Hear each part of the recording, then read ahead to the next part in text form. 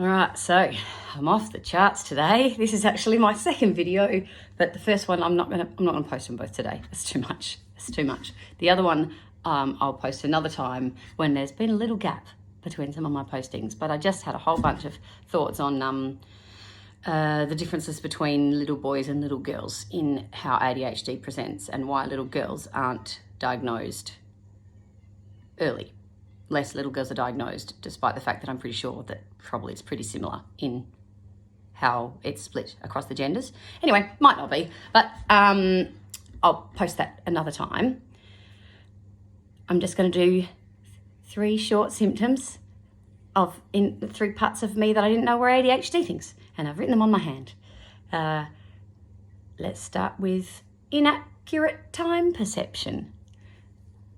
I always have underestimated the amount of time it's going to take me to do things.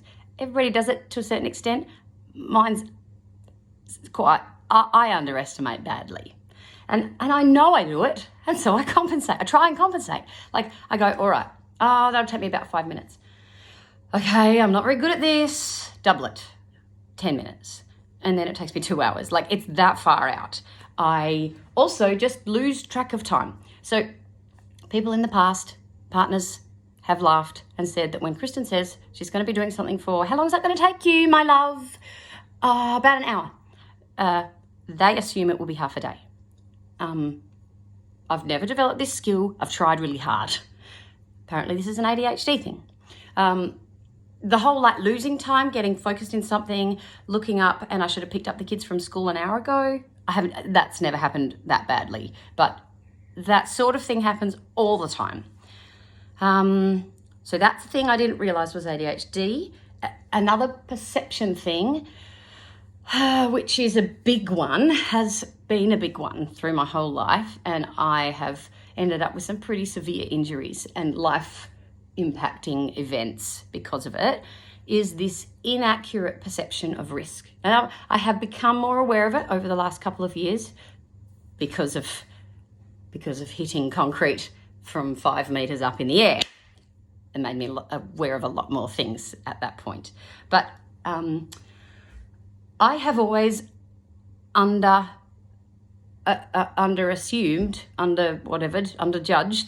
misjudged by a low amount how risky something is and what how likely the potentially negative consequences are. I've never, until my fall 3 whatever years ago, I did not feel fear at height. Never have in my life, ever. And I used to run adventure camps, and I used to send people off the edge of an abseil. I used to hook them in, talk them through. This is a massive challenge for a lot of people who've never abseiled before, to get in a harness and to go over an edge where they're hanging 30 meters from the ground.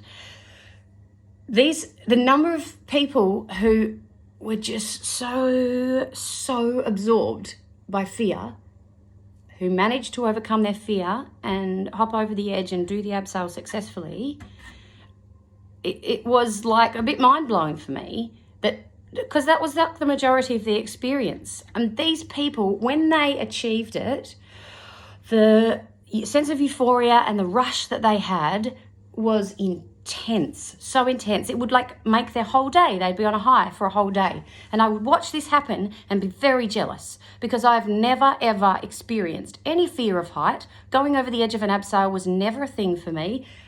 Just about everything. I climbed things all the time. Never experienced fear until the moment my body hit the ground when I fell from this. I was climbing.